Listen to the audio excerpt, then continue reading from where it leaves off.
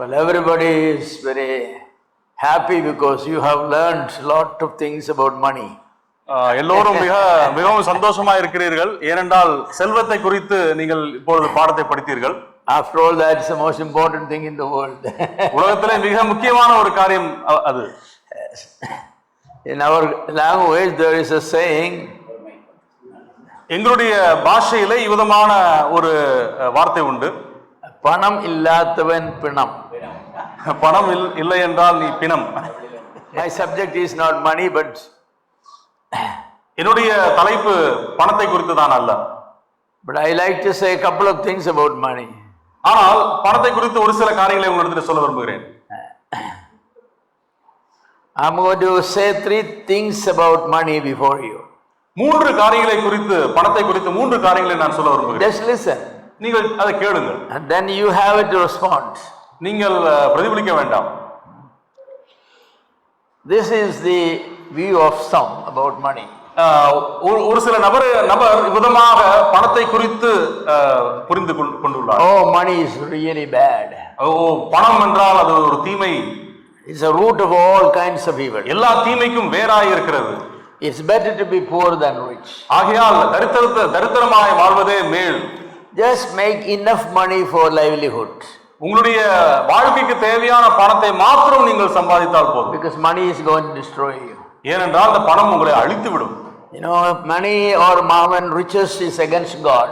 நீங்கள் பணமோ அல்லது சொத்தோ அது தேவனுக்கு விரோதமான ஒரு காரியம். So just make enough money. ஆகையால் தேவைக்கு ஏற்றவாறு நீங்கள் carry on your daily needs. உங்களுடைய தேவைகளை நீங்கள் பூர்த்தி செய்யுங்கள் போதும். How many of you agree with this view? எத்தனை பேர் இந்த தத்துவத்தை நீங்கள் நம்புகிறீர்கள்? Nobody agrees, eh? So all that the Lord and Pastor said, the money is the root of all evil. You don't agree with them, eh? அப்போஸ்தலர்கள் பணம் எல்லா தீமைக்கும் வேறாய் இருக்கிறது என்று சொன்ன காரியத்தை நீங்கள் விசுவாசிக்கவில்லையா? Now the second opinion is this, or second view is this. இரண்டாவது ஒரு கண்ணோட்டம், money is necessary. பணம் தேவை. And money is not bad. அது தீமை அல்ல. But don't try to earn too much money.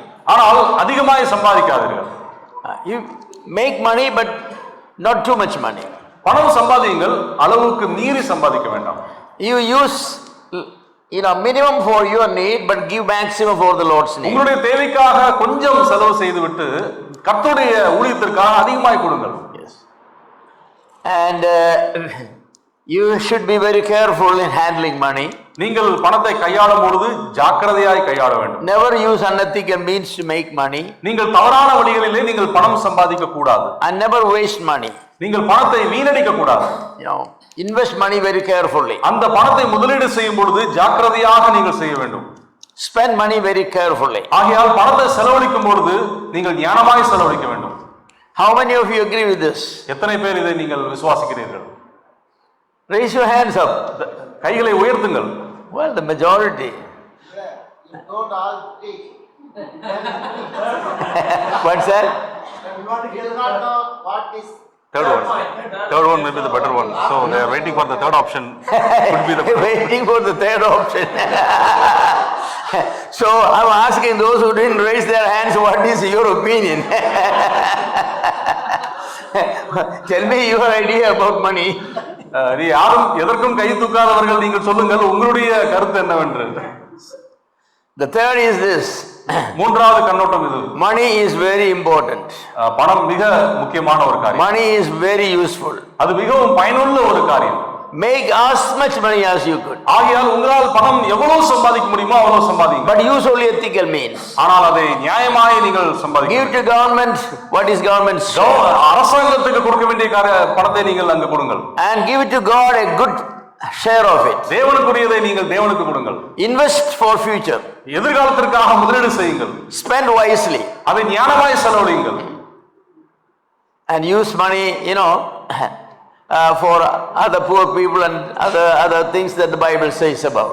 ஏழை எளியோருக்கு நீங்கள் இறங்கி அவர்களுக்கு நீங்கள் பணம் கொடுங்கள். When you die, you have to leave a big inheritance for your children. அப்படி நீங்கள் செய்யும் பொழுது நிச்சயமாக உங்களுடைய வருங்கால சந்ததிக்கு நீங்கள் பெரிய ஒரு காரியத்தை பொக்கிஷம். Because the Bible says that property and home, these things are left by parents to children. இந்த வேதமானது தெளிவாய் சொல்லுகிறது, பெற்றோர்கள் தங்களுடைய பிள்ளைகளுக்கு சொத்து சேர்த்து அவர்களுக்கு கொடுப்பார்கள் என்று. All Old Testament saints, they left inheritance for their children. அநேக பழைய ஏற்பாட்டு விசுவாசிகள் அவருடைய பிள்ளைகளுக்கு சொத்துக்களை சேர்த்து வைத்து சென்றார்கள். How many of you agree with this? எத்தனை பேர் இதை விசுவாசிக்கிறீர்கள்? Raise your hands. 2 or 3, 4, 5? 2 and 3. 2 or 3? Both. You cannot have both. Because the second view doesn't say that money is make as much money you can. 3. Well, God bless you. Think about it, whatever view you take. I'm not going to talk about money, that's not my subject. நான் பணத்தை குறித்து பேச போவதில்லை, அது என்னுடைய தலைப்பும் அல்ல. But you have to have your philosophy of money and riches and property and all that. நீங்கள் உங்களுக்கு எது உயர்ந்தது நீங்கள் நினைக்கிறீர்களோ அந்த தத்துவத்தை நீங்கள் கடைபிடிக்க. As our dear brother said, you have to have your plans, your budgets, your way of spending, way of earning, way of saving and all that. Just don't make money and spend it carelessly and thinking God will supply. That's not the right thing. சகோதரர் சொன்ன பிரகாரமாய் திட்டமிட்டு செலவழியுங்கள். நீங்கள் பணத்தை நீங்கள் ஜாக்கிரதையாக கையாள வேண்டும், அது மிக முக்கியமான ஒரு காரியம். Give as much to God as much possible. தேவனுக்கு கொடுக்க வேண்டிய காரியத்திலே நீங்கள் ஊக்கமாய் கொடுக்க வேண்டும். If God gave you 100, தேவன் உங்களுக்கு 100 காரியத்தை கொடுப்பாரேனா, will you keep 70 நீங்கள் 70 வைத்துக் கொண்டு and give 30 to God? தேவனுக்கு வெறும் 30 மாத்திரம் கொடுப்பீர்களா? Or will you give 70 to God and keep 30 for you? அல்லது தேவனுக்கு நீங்கள் 70% கொடுத்துவிட்டு 30% நீங்கள் வைத்துக் கொள்வீர்களா? Think about it. அதை குறித்து நீங்கள் யோசியுங்கள். God bless you. We'll come to our subject. Our subject is the transforming power of Christian ministry. கர்த்தருடைய ஊழியத்திலே காணக்கூடிய பெரிய மாற்றங்களை குறித்து நாம் அந்த தலைப்பின் கீழ் நாம் படிக்க இருக்கிறோம். I honestly have not understood the subject. மெய்யாகவே சொல்ல வேண்டும் என்றால் இந்த தலைப்பை நான் புரிந்து கொள்ள முடியவில்லை. I thought about it a whole lot. இந்த தலைப்பை குறித்து நான் அதிகமாய் சிந்தித்தேன். You want me to speak about Christian ministry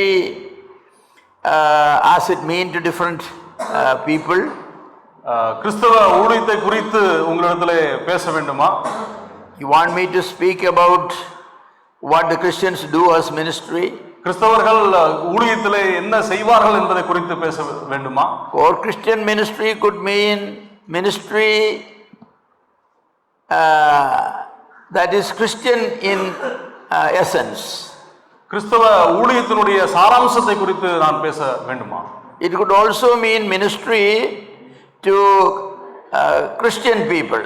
அல்லது கிறிஸ்தவர்கள் மத்தியிலே செய்யக்கூடிய ஊழியத்தை குறித்ததா? Or it could mean what Christians attempt to achieve through their labors. அவருடைய ஊழியத்தின் மூலமாக அவர்கள் என்ன சாதிப்பார்கள் என்பதை குறித்ததா? So different when you hear Christian ministry, this is what you do for others. This is what you do for other Christians.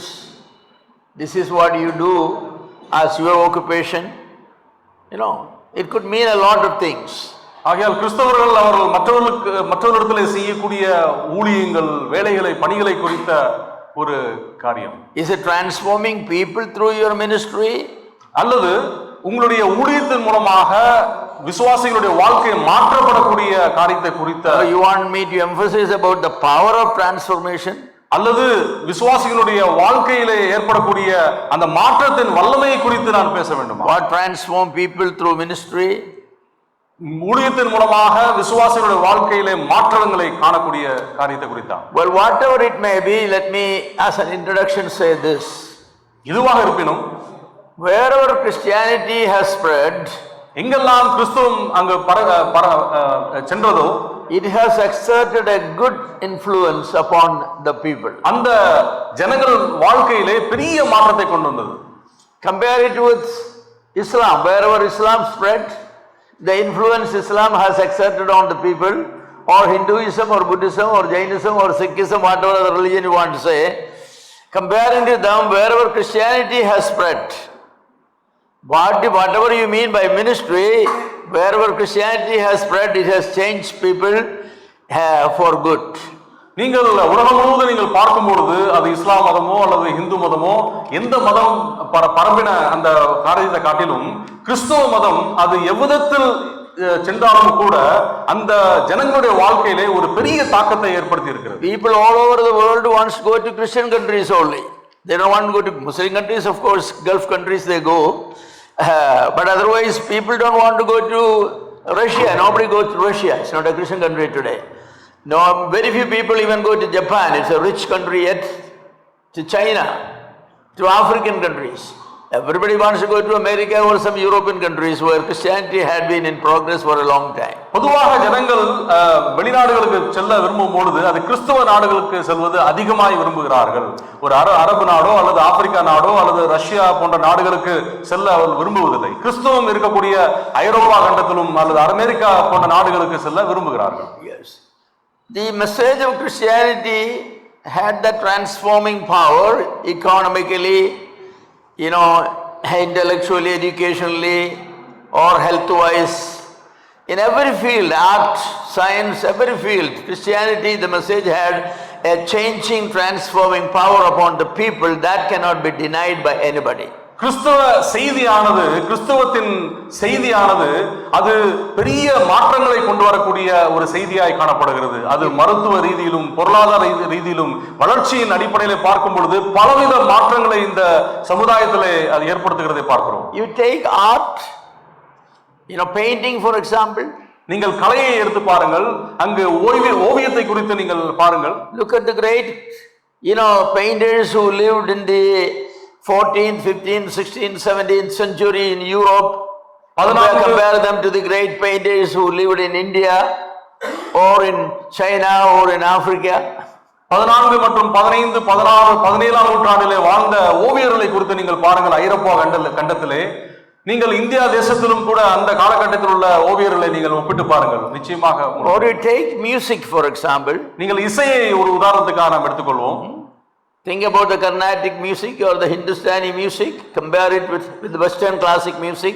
நீங்கள் western classic மியூசிக்கோடு Carnatic music, Hindustani மியூசிக்கோடு நீங்கள் ஒப்பிட்டு நீங்கள் பாருங்கள். Who is the equivalent of Beethoven? Beethoven, and there are so many others. Beethoven போன்ற பெரிய பிரபலங்கள் இசையிலே பெரிய தாக்கத்தை ஏற்படுத்தியுள்ளார்கள். See, the influence Christianity has exerted upon people in general is for good. பொதுவாக கிறிஸ்தவம் ஜனங்களுடைய வாழ்க்கையில் ஏற்படுத்தின அந்த தாக்கம் அது நன்மையாய் காணப்படுகிறது. Take any other aspect, family life, education aspect, scientific developments, all these things. Wherever Christianity spread, it somehow changed the thinking of the people for good. எங்கெல்லாம் கிறிஸ்தவம் பரவிற்றோ அந்த ஜனங்களுடைய அறிவாற்றலை அங்கு ஊக்குவித்தது. அவருடைய குடும்பத்தை குறித்ததான காரியமோ அல்லது அவருடைய கல்வியின் காரியமோ அல்லது விஞ்ஞான காரியமோ எதுவாக இருப்பினும் அது நல்ல ஒரு தாக்கத்தை ஏற்படுத்தி இருக்கிறது. Why? ஏன்? It's because what Christianity stands for. ஏனென்றால் கிறிஸ்தவம் அது சத்தியத்திற்காக நிற்கக்கூடிய அந்த ஒரு காரியம். For example, all Christian countries are rich countries basically. பொதுவாக நீங்கள் பார்க்கும் பொழுது எல்லா கிறிஸ்தவ நாடுகளும் ஒரு வளர்ச்சி அடைந்த ஒரு செல்வ செழிப்புடைய ஒரு நாடாய். All European countries where Christianity had been Protestants or Roman Catholics, and American continent, basically Australia where Christianity migrated to, and other country, New Zealand, Scotland, all UK related countries, and all those countries are economically rich. அமெரிக்காவோ அல்லது ஐரோப்பா கண்டமோ அல்லது ஆஸ்திரேலியாவோ அல்லது நீங்கள் எந்த கிறிஸ்தவ நாடுகளை நீங்கள் பார்க்கும் பொழுது அவர்கள் நல்ல வளர்ச்சி அடைந்த ஒரு செல்வ செழிப்பில் இருக்கக்கூடிய ஒரு தேசங்களாய் காணப்படுகிறது. Look at Israel, இஸ்ரவேல் தேசத்தை நோக்கி always rich and influential. எப்பொழுதுமே அது ஒரு வளர்ச்சி அடைந்த ஒரு அங்கு செழிப்புடைய ஒரு நாடாக அது காட்சி கொடுக்கிறது. Even though they were scattered, the temple was destroyed, homes were destroyed, property was destroyed, their men were destroyed, and they were carried away to other countries. They returned as very rich people from those countries. அவர்கள் உலகமெங்கும் சிதறடிக்கப்பட்டாலும் கூட அவருடைய எல்லா செல்வங்களும் அவருடைய உடைமைகள் அழிக்கப்பட்டும் கூட அவர்கள் மீண்டும் திரும்பி வரும்பொழுது அங்கு செல்வ செழிப்பிலே அவர்கள் வாழ்கிறதை பார்க்கிறோம். Why? ஏன்? because of the influence of the Bible. ஏனென்றால் இந்த வேதத்தினுடைய சத்தியங்களுடைய தாக்கம் அவருடைய வாழ்க்கையில காணப்பட்டது. Bible does not permit anybody to eat without working. வேதமானது வேலை செய்யாமல் அங்கு உணவருந்த அனுமதிப்பதில்லை.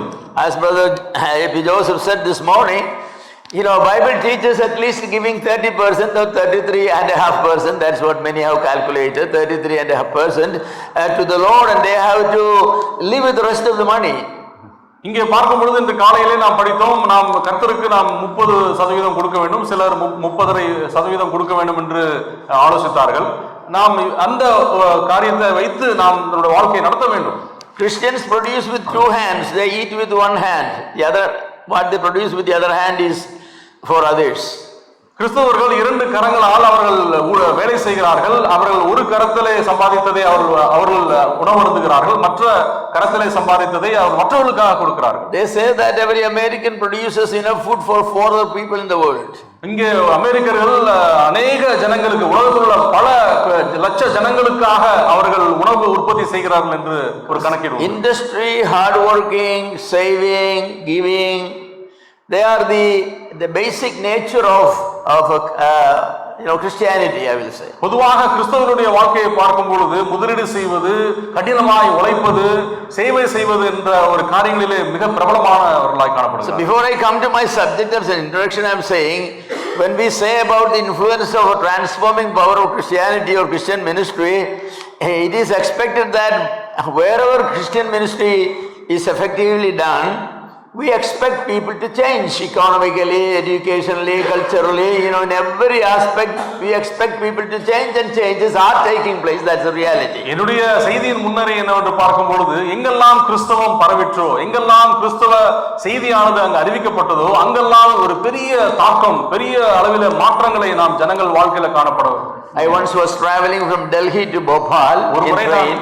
ஒரு முறை நான் ட்ரெயின்ல டெல்லி முதல் போபால் வரை நான் பயணம் செய்தேன். And halfway a young man, he was a medical representative, he entered into the same coach I was. என்னுடைய பயணத்தின் இடையிலே ஒரு மெடிக்கல் ரெப்ரசன்டேட்டிவ் ஒரு மனிதன் என்னுடைய கோச்சிலே என்டர் செய்தார். He sat next to me. அவர் எனக்கு அருகாமையில் அமர்ந்தார். And we started a conversation. நாங்கள் பேச துவங்கினோம். So he asked me what I do. அவர் என்னிடத்தில் கேட்டார், நீங்கள் என்ன செய்கிறீர்கள் என்று. So I said, I'm a Christian missionary trying to change people. நான் விதமாய் சொன்னேன், நான் ஒரு கிறிஸ்தவ மிஷனரி, நான் ஜனங்களோட வாழ்க்கையை மாற்றுகிறேன். And he said, I hate Christian missionaries. உடனடியாக என்னை பார்த்து சொன்னார், நான் கிறிஸ்தவ மிஷனரிகளை நான் வெறுக்கிறேன் என்று. I said, what is the reason? நான் கேட்டேன், என்ன காரணம்? It's not Jesus Christ, it's not the Bible, it's not even the message you preach, but what you do with people, that's what I hate. நான் ஏன் வெறுக்கிறேன் என்றால், அது கிறிஸ்துவினால் அல்ல, அல்லது உங்களுடைய கிறிஸ்தவ செய்தியினால் அல்ல, இது கிறிஸ்தவர்கள் நீங்கள் ஜனங்களுக்கு என்ன செய்கிறீர்களோ அதை குறித்து நான் வெறுக்கிறேன். You come to our village and you convert people, and very soon they are not slaves to us. They will not, they will not tender our sheep. They will not be cultivating our field. Their children start going to school and colleges, and their barbers stop, barbering. Cobblers stop. You give them factories or shoe factories and this and that, and very soon, we people, Brahmins and the landlords, we have nobody to tender our sheep, our cow, cultivate our land, and this is what we hate. நாங்கள் ஏன் இருக்கிறோம் என்றால், கிறிஸ்தவர்கள் அவருடைய செய்தியின் மூலமாக ஜனங்களை மாற்றத்தை கொண்டு வரும் பொழுது, அந்த ஜனங்கள் அவர்கள் படிக்க துவங்குகிறார்கள், அவருடைய பிள்ளைகள் பள்ளிக்கு செல்கிறார்கள், அவர்கள் செய்யக்கூடிய அந்த கூலி தொழிலை நிறுத்திவிட்டு அவர்கள் வேறு நல்ல வேலைக்கு அவர் போகும் பொழுது, அங்கு தலை முடிவெட்டுவதற்கு அங்கு ஆள் இல்லை, அங்கு விவசாயம் செய்வதற்கு அல்லது கூலி தொழில் செய்வதற்கு அங்கு ஆள் இல்லை, ஆடு மாடுகளை மேய்ப்பதற்கு ஆள் இல்லாமல் போகிறது. உங்களுடைய இந்த செய்தியினால் ஏற்படக்கூடிய மாற்றம் அது இந்த உயர்ந்த ஜாதிகளாகிய எங்களுக்கு அது ஒரு பெரிய பாதிப்பை ஏற்படுத்துகிறது. You teach that God created everybody equal. They are all created in the image of God. Nobody is born as a slave to other people. This teaching is wrong, and it changes the social economic status of India. That we oppose. So we will oppose Christianity, vehemently. நாங்கள் கிறிஸ்தவத்தை மிகவும் அதிகமாக எதிர்க்கிறோம். ஏனென்றால் எல்லா மனிதர்களும் தேவனுக்கு முன்பாக சரிசமம். ஏனென்றால் எல்லோரும் தேவனுடைய சாயலிலே படைக்கப்பட்டார்கள். ஆகையால் அவர்கள் சரிசமம் என்ற அந்த செய்தி எங்களுக்கு இடையூறாக இருக்கிறது. அதை நாங்கள் கடினமாக எதிர்க்கிறோம் என்று அந்த சொன்ன. You sit with those people You know, in their language, you know, backward people, the poor people, you sit with them and eat with them, you shake hand with them, and all these things. What is it? What are you doing? என்ன செய்கிறீர்கள்? நீங்கள் கீழ் ஜாதியோடு நீங்கள் அமர்ந்து அவர்களோடு நீங்கள் சரிசமமாக உணவருந்துகிறீர்கள், அவர்களை கை கொடுக்கிறீர்களே, இது என்ன காரியம் என்று கேட்டார். I said, you got the message exactly. That's exactly what we want to do. உடனடியாக நான் அந்த நபரை பார்த்து சொன்னேன், நீ சரியாக புரிந்து கொண்டாய், அதுதான் நாங்கள் செய்யக்கூடிய ஒரு ஊழியம், அதுதான் எங்களுடைய செய்தியும் கூட என்று. We believe in transforming people, cultures, societies and everybody. நாம் விசுவாசிக்கக்கூடிய காரியம் என்னவென்றால், இந்த செய்தியானது ஜனங்களுடைய வாழ்க்கையை மாற்றக்கூடியது, அவருடைய கலாச்சாரம், அவருடைய பின்னணி அனைத்தையும் அங்கு தாக்கும். Yes. And the reason why Christianity has not been very successful in India, you know, it's not a failure, but the mass conversions and all that not taking place, at least among the upper class people, is because in those religions you don't want to transform people, you want to maintain the caste system and all this system. We wanted to transform and take people out of their, you know, their caste and creed and all that, and teach them that you are made in the image of God and you are a free person in Jesus Christ and you are a, you know, citizen of heaven and all those things. And those people hated such truths. இந்தியாவிலே ஏன் இந்த கிறிஸ்தவம் பெரிய அளவிலே ஒரு எதிர்பார்த்த அளவிற்கு தாக்கத்தை செய்யவில்லை பொதுவாக உயர்ந்த ஜாதியார் மத்தியிலே என்றால், அவர்களுடைய மதத்தை குறித்து பார்க்கும் பொழுது அவர்கள் ஒரு சில காரியங்களை அங்கு கடைபிடிக்க வேண்டும், அதை தொடர்ந்து கடைபிடிக்கக்கூடிய ஒரு காரியமாய் காணப்படுகிறது. பொதுவாக ஜாதி போன்ற காரியங்கள் அல்லது அவர்களுடைய அந்த கலாச்சாரத்தை விட்டு, அந்த ஒரு காரியத்தை விட்டு அவர்கள் வெளியே வருவதற்கு விரும்புவதில்லை. So Christianity is a transforming religion. கிறிஸ்தவம் ஒரு மாற்றத்தை கொண்டு வரக்கூடிய ஒரு மதமாக. Christian ministry in whatever areas, in whatever form, Christian ministry transforms people. நிச்சயமாகவே கிறிஸ்தவ ஊழியமானது அது பலவித மாற்றங்களை கொண்டு வரக்கூடிய ஒரு ஊழியமாய் காணப்படுகிறது. But then the saddest thing is, even though that is the truth, we don't see that transformation taking place as it ought to be taking place. ஆனால் வருத்தப்படக்கூடிய ஒரு காரியம் என்னவென்றால், எதிர்பார்த்த அளவிற்கு அந்த மாற்றங்கள் நம்மால் காண முடியவில்லை. When it comes to marriage and many other things, all those old things come back. திருமணம் என்ற காரியம் வரும்பொழுது பழைய காரியங்கள் மீண்டும் அங்கு வரக்கூடிய பார்க்கிறோம். Yes. Why is that? ஏன் அப்படி? Is through marriage you change generations, right? அங்க பொதுவாக திருமணமானது பல தலைமுறைகளை பாதிக்கக்கூடிய ஒரு காரியம். Many ways to change, but marriage is one of the basic way we change generations to come. திருமணம் வரக்கூடிய சந்ததிகளை மாற்றக்கூடிய ஒரு காரியம்.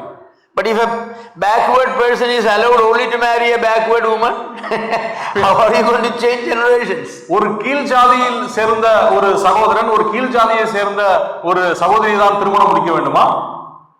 So if that's your mentality, you are an enemy of Christianity, not a friend of Christianity. நீங்கள் அப்படி நீங்கள் நினைக்கக்கூடியவர்களாக இருப்பீர்களே, ஆனால் நிச்சயமாக நீங்கள்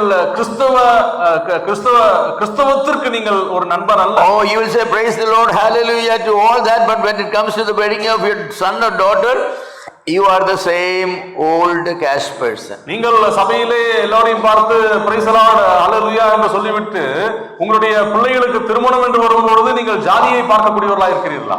I am not saying that everybody should go and out marry from somebody from another caste, from lower caste. That's not what I mean. But caste should not be the consideration for marriage. It should be compatibility, you know, spiritual and social in so many areas. நான் என்ன சொல்ல வருகிறேன் என்று பார்க்கும் பொழுது, நீங்கள் உயர்ந்த ஜாதியாரை கீழ் ஜாதியோடு திருமணம் முடித்து வைங்கள் என்று நான் சொல்லவில்லை. திருமணம் என்று வரும்பொழுது ஜாதி ஒரு பொருட்டாய் இராதபடிக்கு அநேக வேறு காரியங்கள் உண்டு. முக்கியமான காரியங்கள், ஆவிக்குரிய ஒற்றுமையை குறித்தோ அவருடைய ஒருமைப்பாட்டை குறித்து அநேக நல்ல காரியங்கள் உண்டு. அதை நாம் பொருட்படுத்த வேண்டும். To begin with, I wanted to read 2 passages of scriptures. அதற்கு நான் துவங்குவதற்கு முன்பாக 2 வசனங்களை நான் வாசிக்க விரும்புகிறேன். These passages are not necessarily talking about transforming power of Christian ministry, but it is. இந்த வேத பகுதி வாசிக்க போகிற வேத பகுதி கிறிஸ்தவம் ஏற்படுத்தக்கூடிய மாற்றத்தை குறித்து பேசவில்லை. One passage is Ephesians chapter 1 verse 18. 1ஆம் அதிகாரம் 18ஆம் வசனம். The other is Ephesians 4:23. மற்றொன்று எபேசியர் 4:23. So will some of you read it? நாம் நம்மை அழைத்ததினாலே நமக்கு உண்டாயிருக்கிற நம்பிக்கை இன்னது என்றும் பரிசுத்தவான்களிடத்தில் நமக்கு உண்டாயிருக்கிற சுதந்திரத்தினுடைய மகிமையும் ஐஸ்வர்யம் இன்னது என்றும் கிறிஸ்துவை மரித்தோரிலிருந்து எழுப்பி அவரிடத்தில் நடப்பித்த தமது பலத்த சத்துவத்தின் வல்லமைப்படியே விசுவாசிக்கிறவர்களாகிய நம்மிடத்தில் காண்பிக்கும் தம்முடைய வல்லமையின் மகா மேன்மையான மகத்துவம் என்னதென்றும் நீங்கள் அறியும்படிக்கு அவர் உங்களுக்கு பிரகாசம் உள்ள மனக்கண்களை கொடுக்க வேண்டும் என்றும் வேண்டிக் கொள்கிறேன். In your version, the portion I wanted to underline is the last statement you read. In English, the eyes of your understanding being enlightened, that you may know this and this and this. நீங்கள் வாசித்த இந்த இரண்டு வசனத்தின் இந்த கடைசி பகுதியை நீங்கள் கோடிட வேண்டும் என்று நான் விரும்புகிறேன். அதாவது அவர் உங்களுக்கு பிரகாசமுள்ள மனக்கண்களை கொடுக்க வேண்டும் என்று வேண்டிக் கொள்கிறேன். The transforming ministry or the transforming power comes as a result of enlightening the mind of people. எப்பொழுது அந்த மாற்றம் ஏற்படும் என்று பார்க்கும் பொழுது அவருடைய மனக்கண்கள் அங்க பிரகாசிக்கப்படும் பொழுதுதான் அந்த மாற்றம் ஏற்படும். You have an inner eye, உங்களுக்கு ஒரு மனக்கண் உள்ளது, with which you understand things. அதை வைத்துதான் நீங்கள் காரியங்களை புரிந்து கொள்கிறீர்கள். Our external eyes only brings the images of things we see into our brain, but our inner eye analyze that and make it to use for our development of thinking and mind. உங்களுடைய சரீர பிரகாரமான அந்த கண் வெறுமனமாக நீங்கள் காண்கக்கூடிய காட்சியை அது படம் பிடித்து உங்களுடைய மூளைக்கு அங்கு சிக்னலாக கொடுக்கிறது.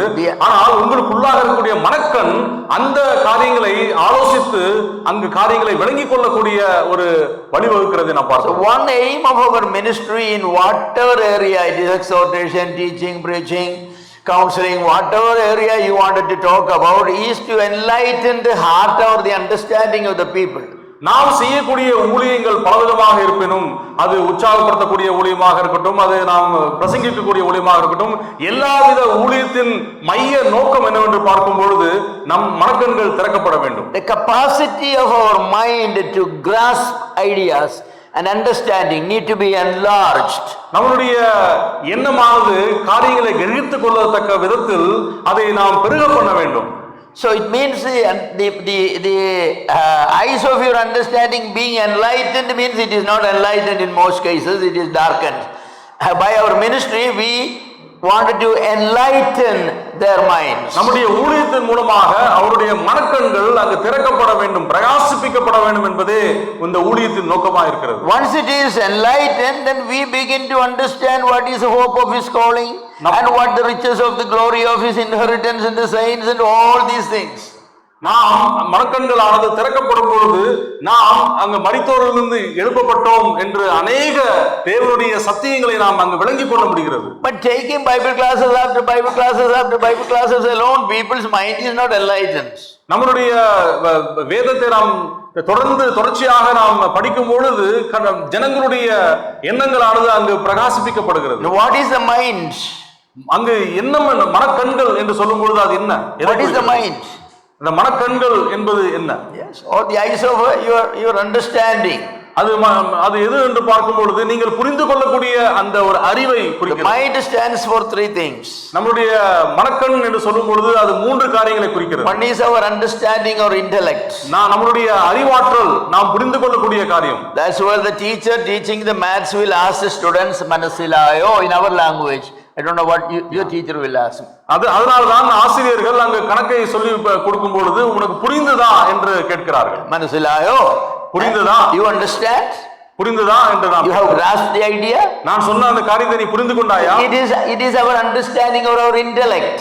அது நம்முடைய அறிவாற்றலை குறித்த ஒரு காரியமாய் காணப்படுகிறது. So in the same way when we teach and preach and all, we need to ensure that people understand it. They know it, they understand it. ஆகையால் நாம் காரியங்களை கற்றுக் கொடுக்கும் பொழுது, நாம் பிரசங்கிக்கும் பொழுது அந்த காரியத்தை அவர் விளங்கிக் கொண்டார்களா என்ற ஒரு காரியத்தை நாம் அங்கு உறுதி செய்ய வேண்டும். Now this may be the reason why all missionaries in all countries, mission fields, You know, as soon as they come, they start schools for children. ஆகையால் தான் மிஷனரிமார்கள் அவர்கள் ஒரு தேசத்திற்கு போகும்பொழுது ஊழியத்தின் நிமித்தமாக அங்கு முதலாக அவர் செய்யக்கூடிய ஒரு காரியம் என்னவென்றால் ஒரு பள்ளிக்கூடத்தை அங்கு திறக்கிறார்கள். If children are not taught, how their mind can be enlarged? அங்கே குழந்தைகள் அங்கு கற்றுக்கொள்ளவில்லை என்றால் எப்படி அவர்களால் புரிந்து கொள்ள முடியும்?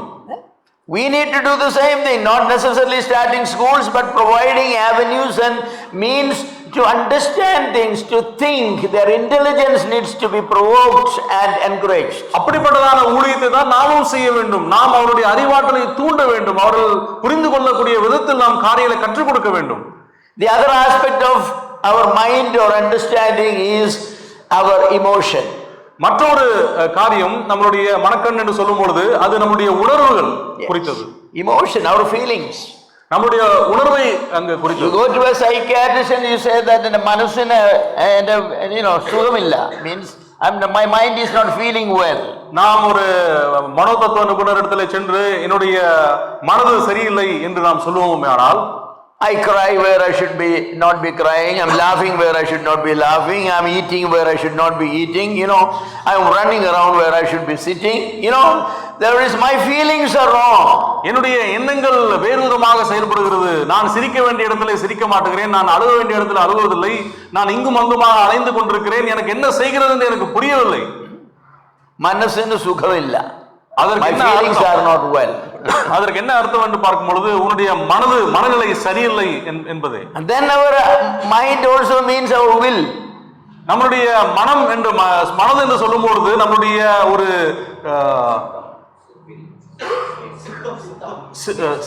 சித்தத்தை குறிக்கிறது. In our country, in our language, when marriage is going on, we will ask the bride and the groom. To the bride, John, எனக்கு மனசுண்டோ அவளை கேட்டான்.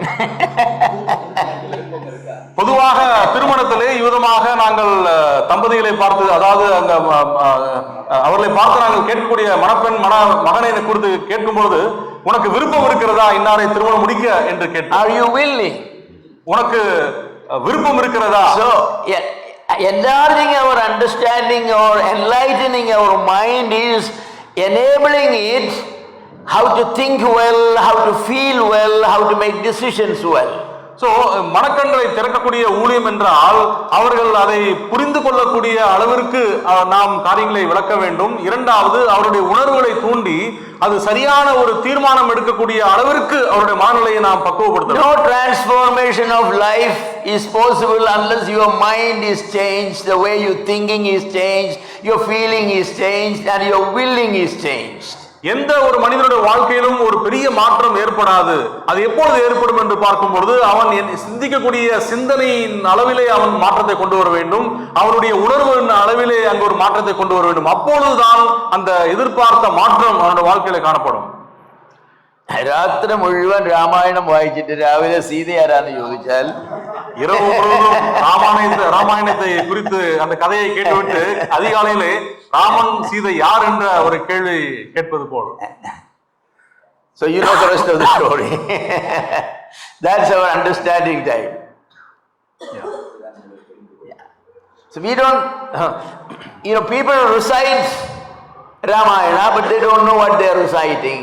They don't know the connections of people or anything. ராமாயணத்தை நாள் முழுவதும் ஓதிக்கொண்டிருந்தாலும் அந்த ராமாயணத்தில் வரக்கூடிய அந்த கதாபாத்திரங்களை குறித்ததான சரியான புரிந்து கொள்ளுதல் இல்லாதவர்களாய் நாம் காணப்படுகிறோம். The same thing happens. இதுதான் to our case also. We teach people so many things, but their mind is not enlightened, their intellect is not enlightened, and their willpower is not will is not changed, and their emotions are not affected. நம்முடைய நடைமுறை கிறிஸ்தவ வாழ்க்கையிலும் கூட இதுதான் சம்பவிக்கிறது.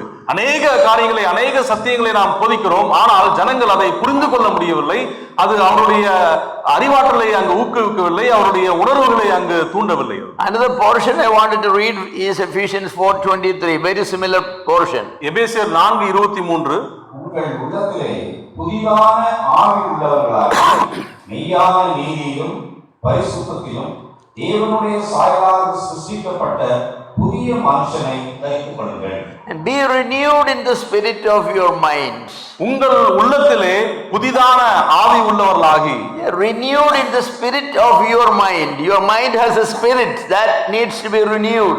உங்கள் ஆவிக்கு உள்ளம் உள்ளது, அந்த உள்ளமானது புதுப்பிக்கப்பட வேண்டும் என்று நாம் இங்கே So பார்க்கிறோம். this renewal is very, very important. இந்த புதுப்பித்தல், இந்த புதுமை என்ற ஒரு காரியம் மிக முக்கியமானது. How can that be? அது எப்படி சாத்தியம்? Verse 22 says you put off concerning the old conversation. 22ஆம் வசனத்திலே நாம் பார்க்கிறோம், நீங்கள் உங்களுடைய பழைய மனுஷனை களைந்து போடுங்கள் என்று பார்க்கிறோம். Yes, our mind needs to be renewed. Even Christians need this continuous renewal. ஒவ்வொரு கிறிஸ்தவர்களும் தங்களுடைய அறிவை, அவருடைய மனதை அங்கு புதுப்பிக்க வேண்டும். What are you trying to accomplish by the ministry of the word in the church? உங்களுடைய பிரசங்கத்தின் மூலமாக சபையிலே எவ்விதமான ஒரு பாதிப்பை நீங்கள் ஏற்படுத்த வேண்டும் என்று விரும்புகிறீர்கள்? Oh, you keep preaching every Sunday, every Wednesday. You are keeping on preaching and preaching, but what are you aiming at? நீங்கள் ஒவ்வொரு ஞாயிற்றுக்கிழமையும் ஒவ்வொரு புதன்கிழமையும் நீங்கள் கர்த்தருடைய வசனத்தை நீங்கள் போதிக்கிறீர்கள். என்ன சாதிக்க வேண்டும் என்று நீங்கள் போதிக்கிறீர்கள்? Are you trying to renew the understanding of the mind? The spirit of the mind? நீங்கள் அவருடைய ஆவியின் மனக்கண்களை அங்கு புதுப்பிக்க வேண்டும் என்ற நோக்கத்தோடு நீங்கள் பிரசங்கிக்கிறீர்களா? I think we needed to have definite goal or scope before us in what we are doing. நிச்சயமாக நாம் ஒரு ஊழியத்தை செய்வதற்கு முன்பாக அந்த ஊழியம் எதை சாதிக்க வேண்டும் என்ற ஒரு சரியான நோக்கமுடையவர்களாக நீங்கள் ஊழியம் செய்ய வேண்டும். And we know that it is the Holy Spirit who transforms. நிச்சயமாக நாம் அறிவோம், பரிசுத்த ஆவியானவர் அந்த மாற்றத்தை கொண்டு வருவார். But the Holy Spirit works only when we preach. ஆனால் பரிசுத்த ஆவியானவர் நாம் பிரசங்கிக்கும் பொழுது அவர் அங்கு காரியங்களை செய்வார். The Holy Spirit is in the world all the time. பரிசுத்த ஆவியானவர் இந்த உலகம் முழுவதும் அவர் இருக்கிறார். But only when you preach people get saved. ஆனால் நீங்கள் பிரசங்கிக்கும் பொழுதுதான் அந்த ஒரு ஜனங்கள் ரட்சிக்கப்படுகிறார்கள். Only when you teach people are changed. நீங்கள் அங்கு உபதேசிக்கும் பொழுதுதான் ஜனங்கள் வாழ்க்கையில மாற்றத்தை காண முடிகிறது. So even though Holy Spirit is sovereign and all powerful, he can change anybody at his own will and pleasure. He has decided to change people only when you preach. பரிசுத்த ஆவியானவர் இந்த உலகம் முழுவதும் நிறைந்திருந்தாலும் கூட அவர் ஜனங்களுடைய வாழ்க்கையிலே பல மாற்றங்களை கொண்டு வர வல்லமை உள்ளவராக இருப்பினும் கூட, ஆனால் நீங்கள் பிரசங்கிக்கும் பொழுதுதான் அங்கு பரிசுத்த ஆவியானவர் இடைவிடுகிறார், அங்கு செயல்படுகிறது. God has ordained the end to be achieved, but also the means to achieve that end. கர்த்தராகிய தேவன் அவர் என்ன மாற்றத்தை கொண்டு வர வேண்டும் என்ற திட்டம் அவர் தீட்டியுள்ளார். இருப்பினும் அவர் அந்த திட்டத்தை, அந்த காரியத்தை சாதிப்பதற்கு சில வழிமுறைகளை வைத்திருக்கிறார். So the question is asked, in the ministry of transformation, who actually change?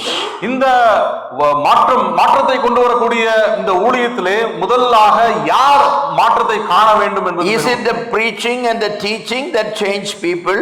அல்லது அதிலே பிரசங்கம் அல்லது போதனைகளிலே மாற்றம் வர வேண்டுமா? Or is it the preacher who change people? அல்லது பிரசங்கியார் வாழ்க்கையிலே மாற்றம் ஏற்பட வேண்டுமா? Or is it the Holy Spirit who change people? அல்லது பரிசுத்த ஆவியானவரிடத்திலே மாற்றங்கள் வேண்டுமா? Is it the preacher using the Holy Spirit to change people, or the Holy Spirit using the preacher to change people? அல்லது பிரசங்கியார் பரிசுத்த ஆவியானவருடைய துணையோடு செய்யக்கூடிய ஊழியத்திலே மாற்றம் வேண்டுமா, அல்லது பரிசுத்த ஆவியானவர் அந்த ஊழியக்காரரை பயன்படுத்தக்கூடிய விதத்தில் மாற்றம் வேண்டுமா? Or you can look at the Christian denominations, you can see all of these varieties. நீங்கள் கிறிஸ்தவ டினாமினேஷனை குறித்து நீங்கள் பார்க்கும் பொழுது அதிலே பலவித பிரிவினைகளை நீங்கள் காண முடியும். In some preaching, for example gospel, the preacher tried to transform the people. இங்கே பொதுவாக நீங்கள் பார்க்கும் பொழுது சுவிசேஷ ஊழியர்களை பார்க்கும் பொழுது அவர்கள் ஜனங்களை மாற்ற வேண்டும் என்ற நோக்கத்தோடு ஊழியம் செய்வார். Certain type of music will be played, not all kinds of music will be played when the altar call is given. அங்கு அழைப்பு விடுக்கும் பொழுது அவர்களுடைய இசை வேறுவிதமாக ஒலிக்கும். Oh, just as I am. People, have a feeling. You keep repeating it and people start going forward. அவர்கள் அந்த வாருங்கள் என்ற அவர்கள் அழைக்கக்கூடிய அந்த அழைப்பு, அந்த பாடல் மூலமாக அவர்களை ஈர்க்கக்கூடிய விதத்தில் அந்த பாடல்கள் அமையும். So it is a song that changes people, not the preaching. அங்கே என்ன சம்பவிக்கிறது என்றால் அந்த பிரசங்கியாருடைய பிரசங்கம் அந்த ஜனங்களை மாற்றவில்லை, அவர்கள் பாடின அந்த பாடல் அவர்களை ஈர்க்கிறது. Sometimes the preacher, he touches us, he goes like that and falls down. Oh, great transformation takes place. சில இடங்களிலே நீங்கள் அங்க பிரசங்கியார் அந்த ஜனங்களை கொண்டு சென்று இடத்துல சென்று அவரை தொடும் பொழுது அவர்கள் அங்க ஷாக் அடித்தது போல அங்க கீழே விழக்கூடிய ஒரு காட்சியை நாம் பார்க்கிறோம். Sometimes the preacher distribute the Holy Spirit. சில இடங்களிலே நீங்கள் அங்க பரிசுத்த ஆவியானவரை அந்த பிரசங்கி அங்க அவர்களுக்கு கொடுக்கக்கூடிய காரியத்தை பார்க்கலாம். Fire, fire, you know, from heaven the fire is going to come down. அக்கினி அக்கினி அக்கினி என்று பரலோகத்திலிருந்து அக்கினி இறங்குகிறது என்று ஒரு காரியத்தை பேசுகிறதை பார்க்கிறோம். After all the transformation that takes place, the people go back to the bar to celebrate the transformation. அந்த மாற்றத்தை கண்ட ஜனங்கள் உடனடியாக அதை கொண்டாடுவதற்கு அங்கு மதுபானத்தை அருந்தக்கூடிய கடைக்கு சென்று அருந்துகிறதை பார்க்கிறோம். So the question is how the word ministered to people would transform them. இங்கே கேள்வி என்னவென்றால் எவ்விதமான ஒரு ஊழியத்தின் மூலமாக நாம் ஜனங்களோட வாழ்க்கையில மாற்றத்தை காண விரும்புகிறோம். Yes, and you know what is intended to achieve in the lives of the people by the ministry of the word of God. இந்த உபதேச ஊழியத்தின் மூலமாக ஜனங்களுடைய வாழ்க்கையில என்ன சாதிக்க வேண்டும் என்ற நோக்கமுடையவர்களாய் நாம் காணப்படுகிறோம். Yes. When we say about ministry, what do we mean by ministry? நாம் ஊழியம் என்று சொல்லும் பொழுது என்ன அர்த்தம் கொள்கிறோம்? In the Bible there are two kinds of ministries mainly. There are other kinds, but mainly. பொதுவாக வேதத்திலே இரண்டு விதமான ஊழியத்தை குறித்து நாம் பார்க்கிறோம். The ministry of the word and prayer, that is one kind. ஒரு காரியம் என்னவென்றால் வார்த்தை மற்றும் ஜெபம் என்ற ஊழியம். The other is the ministry on the table or ministering on the table. இரண்டாவது அங்கு மேஜையிலே நாம் செய்யக்கூடிய பணிகள். The apostle said, we shall devote ourselves to the ministry of the word and prayer. அங்கே அப்போஸ்தலர்கள் விதமாக சொன்னார்கள், நாங்கள் வசனத்திற்கும் ஜெபத்திற்கும் நாங்கள் எங்களை அனுசரிக்க வேண்டும் என்று சொல்லுகிற. They have chosen 7 people to minister on the table. ஆனால் அந்த உபசரிப்பு ஊழியத்திற்காக ஒரு சில நபர்களை அந்த சபையானது அங்கு தெரிந்து கொள்கிறது. Both supposed to transform people. ஆனால் இந்த இரண்டு ஊழியங்களும் ஜனங்களுடைய வாழ்க்கையில மாற்றத்தை கொண்டு வர வேண்டும். For example, the ministry on the table changed the whole system, and even priests were getting converted because of that new arrangement. A new arrangement to minister on the table has brought more people, even priests were changed. அந்த உபசரிப்பின் ஊழியத்தின் மூலமாக அங்கு அநேக ஜனங்கள் அங்கு கிறிஸ்துவை கண்டடைந்தார்கள். அங்கு எருசலேம் நகரத்திலே பார்க்கும் பொழுது அங்குள்ள மத ஆசாரியர்களும் கூட கர்த்தரை ஏற்றுக்கொண்டார்கள் என்று பார்க்கிறோம். Look at the church at Antioch or the church at Jerusalem. What great change happened there. அந்த ஊழியத்தின் மூலமாக அந்தியோக்கியா சபை மற்றும் எருசலேம் சபையிலே பெரிய ஒரு மாற்றங்கள் ஏற்பட்டது. It is all by the ministry of the word.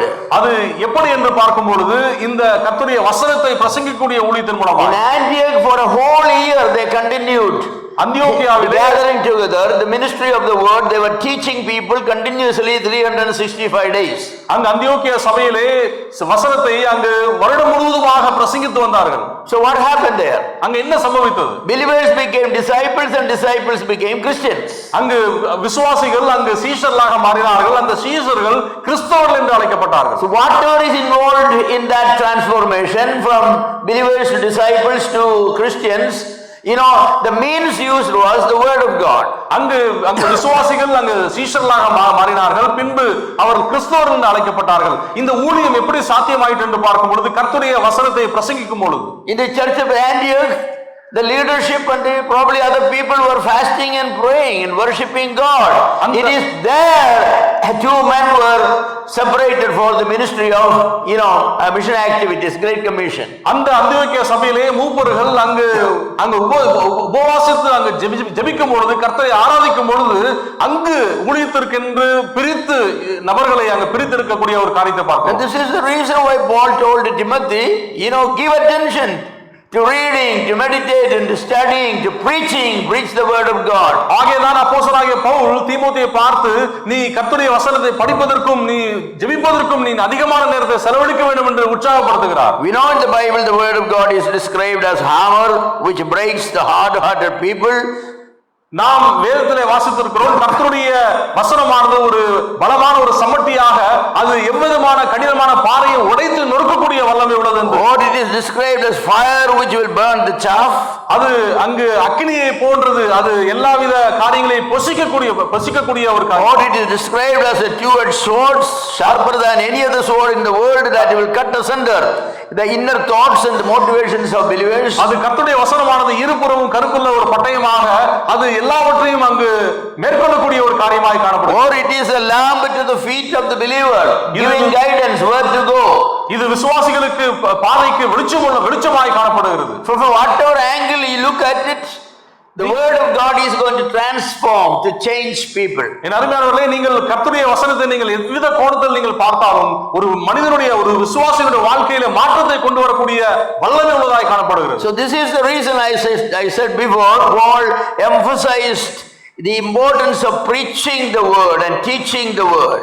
ஆகையால் தான் சபையிலே கர்த்தருடைய வசனத்தை போதிப்பதிலும் உபதேசிப்பதிலே மிக முக்கியமான கவனத்தை செலுத்த வேண்டும் என்று நான் வலியுறுத்துகிறேன். In 2 Timothy 4:2 and 2 Timothy 3:16, which 3:16 talks about the word of God, which changes that the man of God may be thoroughly furnished for all good works. That change comes by the word of God. ஆகையால் தான் 2 தீமோத்தேயு 4ஆம் அதிகாரம் 2ஆம் வசனத்திலே நாம் விதமாக வாசிக்கிறோம். 3:16, you all know that all scripture is inspired by God. 3:16 வாசிக்கிறோம். நான் முதல்ல 4 வாசிக்கிறேன். சமயம் வாய்க்காவிட்டாலும் ஜாக்கிரதையாய் திருவசனத்தை பிரசங்கம் பண்ணு. எல்லா நீடிய சாந்தத்தோடும் உபதேசத்தோடும் கண்டனம் பண்ணி கடிந்து கொண்டு புத்தி சொல்லு. 3:16. 2 Timothy 3:16. தேவ வாக்கியங்கள் எல்லாம் தேவ ஆவியினால் அருளப்பட்டிருக்கிறது. தேவனுடைய மனுஷன் தேறினவனாகவும் எந்த நற்கிரியையும் செய்ய தகுதியுள்ளவனாகவும் இருக்கும்படியாக அவைகள் உபதேசத்துக்கும் கடிந்து கொள்ளுதலுக்கும் சீர்திருத்தலுக்கும் நீதியை படிப்பித்தலுக்கும் பிரயோஜனம் உள்ளவர்களாக இருக்கிறது. The word of God transforms people.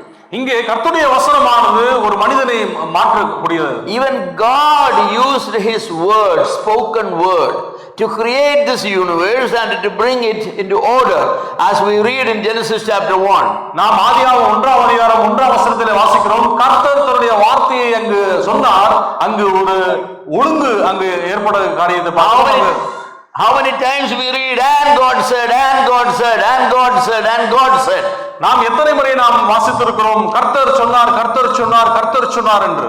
Yes, it is the word, spoken word, that was the creation of this world. ஆகையால் இந்த உலகமானது எப்படி படைக்கப்பட்டது என்றால் அவர் சொன்ன வார்த்தையின் மூலமாக படைக்கப்பட்டது. Later it is the living word that brought changes in our lives, saved us from our sin and transforming us. அவருடைய ஜீவனுள்ள இந்த வார்த்தை தான் நம்முடைய வாழ்க்கையிலே மாற்றத்தையும் ஒரு காரியத்தை கொண்டு வந்தது. So the word of God needs to be preached consistently, systematically, intelligently, truthfully. It has to be preached. ஆகையால் கர்த்தருடைய வசனத்தை நாம் பிரசங்கிக்க வேண்டும். அதை ஞானமாய், அதை வல்லமையாய், அதை நாம் ஜாக்கிரதையாக நாம் பிரசங்கிக்க வேண்டும். When the word of God is spoken by godly men, God works with the word and changes the people. தேவனுடைய வசனத்தை அங்கு தெய்வ மனிதன் அங்கு பிரசங்கிக்கும் பொழுது அங்கு தேவன் பெரிய மாற்றங்களை கொண்டு வருவார். Great men of God never depended on their ability to preach the word. பெரிய தெய்வ மனிதர்கள் அவர்களுடைய சுய அங்கு இயல்பை வைத்தோ அல்லது சுய சக்தியை வைத்து அவர்கள் காரியங்களை செய்யவில்லை, அதை சார்ந்தும் இல்லை அவர்கள். Great men of God, great preachers, they always controlled their emotions when they preached the word of God. பெரிய தேவனுடைய மனிதர்கள் எல்லாம் அவர்களுடைய கர்த்தருடைய வசனத்தை பிரசங்கிக்கும் பொழுது அவருடைய உணர்வுகளை அங்கு கட்டுக்குள்ளாக வைத்து அவர் பிரசங்கிக்கிறார்கள். A story is told about Spurgeon. ஸ்பர்ஜனை குறித்ததான ஒரு கதை. Someday it happened many times, they say in Spurgeon's biography. Someday, Spurgeon sits at the room behind the podium, the stage. There is a room, pastor's room. He will sit there until the deacon will announce that now Mr. Spurgeon will come and speak the word. He will be sitting there. Spurgeon அவர் பிரசங்க மேடைக்கு பின்பாக ஒரு அறை உண்டு. அந்த அறைக்குள்ளாக அவர் அமர்ந்திருப்பார். அங்கு சபையை பார்த்து அந்த டீக்கன் உதவிக்காரர், இப்பொழுது ஸ்பர்ஜன் அவர்கள் உங்கள் முன்பாக வந்து தேவனுடைய செய்தியை கொடுக்க போகிறார் என்று அனௌன்ஸ் பண்ணும் பொழுது everybody is expecting Spurgeon to come in. எல்லோரும் ஸ்பர்ஜன் உடனடியாக அவர் காட்சி கொடுப்பார் என்று எதிர்பார்த்தவண்ணமாய் உட்கார்ந்திருப்பார். Spurgeon is not coming. ஆனால் அவர் வரவில்லை. They wait for a couple of minutes, அவர்கள் ஒரு நிமிடம் wait பண்ணார்கள். thinking maybe Spurgeon is using the, bathroom. அவர்கள் நினைத்தார்கள் ஒருவரே ஸ்பர்ஜன் அவர் வாஷ்ரூம் போயிட்டு வருவார் என்று. So they waited for few minutes. அவர்கள் சில மணி நொடிகள் அவர்கள். Then they walk into that room. பின்பு ஆள் வரவில்லை என்று அந்த அவருடைய அறைக்குள்ளாக சென்று பார்த்தார்கள். There are 6-7 big deacons, big strong people. 6-7 உதவிக்காரர்கள் அங்கு அந்த அறைக்குள்ளாக சென்று என்ன ஆயிற்று என்று பார்க்க சென்றார். Says that Spurgeon is laying flat upon his face on the floor. அப்பொழுது அவர்கள் பார்த்த காட்சி என்னவென்றால் ஸ்பர்ஜன் அங்கு முகங்குப்புற தரையிலே விழுந்த வண்ணமாக அவர் கிடந்தார். And he is weeping and the whole place is wet with tears. அவர் அங்கு அழுது ஆண்டவரிடத்தில் ஜெபித்துக் கொண்டிருந்தார். அந்த தரை முழுவதும் அவருடைய கண்ணீரால் காணப்பட்டது. And they say, Spurgeon, get up, come speech. People are waiting. அப்பொழுது அவரை பார்த்து ஸ்பர்ஜன் அவர்களே, வாருங்கள், அங்கு ஜனங்கள் உங்களுடைய செய்திக்காக காத்துக் கொண்டிருக்கிறார்கள் என்று சொன்னார். He said, no, I am not preaching today. அவர் சொன்னார், இல்லை, நான் இன்று பிரசங்கிக்கவில்லை என்று. The subject I have chosen, I am not worthy to preach. ஏனென்றால் நான் பிரசங்கிக்கும்படி தேர்ந்தெடுத்த அந்த தலைப்பை பிரசங்கிக்க நான் தகுதியற்றவன். I have to speak about a holy God. I am not holy enough to speak about God. நான் பரிசுத்தமுள்ள தேவனை குறித்து பிரசங்கிக்க இருக்கிறேன், ஆனால் அதை பிரசங்கிப்பதற்கு நான் பரிசுத்தமானவன் அல்ல. So you pray and dismiss the meeting. ஆகையால் நீங்கள் ஜெபித்து அவர்களை அனுப்பிவிடுங்கள் என்று சொன்னார். Oh, deacon said, no, you have to preach. அந்த உதவிக்காரர்கள் they lift him up, அவரை தூக்கி carry him right to the stage, வலுக்கட்டாயமாக அவரை தூக்கி put him down, அங்கு ஸ்டேஜிலே அவர் நிறுத்தினார். then Spurgeon like a flight take off, he just take off. அப்பொழுது அங்க ஸ்பர்ஜன் அந்த மேடையிலே அவர் நிறுத்தின பின்பு அவர் கர்த்தருடைய வசனத்தை பிரசங்கித்தார். Literally hundreds and hundreds of people get saved. அந்த தருணத்திலே நூற்றுக்கணக்கான ஜனங்கள் அங்கு ரட்சிக்கப்பட்டார்கள். Because that man was overwhelmed by the word and by the holiness of God. ஏனென்றால் அந்த மனிதன் கர்த்தருடைய பரிசுத்தத்தை அங்கு கிரகித்தவனா வண்ணமாக அவர் தேவனால் ஆட்கொண்ட ஒரு மனிதனாக அங்கு பிரசங்கித்தார். What are we saying? நாம் என்ன? Oh, give me an audience, I will show you what preaching is. நாம் தேவனிடத்திலே கேட்கக்கூடிய காரியம் என்னவென்றால், ஆண்டவரே எனக்கு ஜனத்தை தாரும், நான் என்னுடைய பிரசங்கத்தின் வல்லமையை நான் வெளிப்படுத்துகிறேன். I will show you. நான் என்று நாம் ஜெபிக்கிறோம். What do they show? நாம் என்ன காண்பிக்கிறோம்? Nothing. ஒன்றுமில்லை. They only show how carnal is that man. நாம் எதை வெளிப்படுத்துகிறோம் என்றால், நான் எப்படி ஒரு மாம்சமான ஒரு மனிதன், மாம்ச தன்மையை நான் அங்கு வெளிப்படுத்துகிறேன். When I speak about the influence of the word of God, the passage that comes to my mind is Job chapter 4, verse 3 and 4, a classic passage on the influence or the power of the word of God. இங்கே கர்த்தருடைய வார்த்தையின் வல்லமையை குறித்து நாம் பேச வேண்டும் என்றால், யோபு 4ஆம் அதிகாரம் வசனம் 3-4 என்னுடைய எண்ணத்திற்கு. Interestingly, this passage is not talking anything about God's word.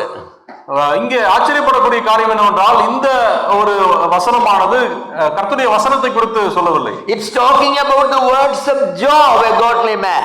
இது யோபுடைய வார்த்தையை குறித்து இங்கே நாம் பார்க்கிறோம். Chapter 4 verse 3 and 4.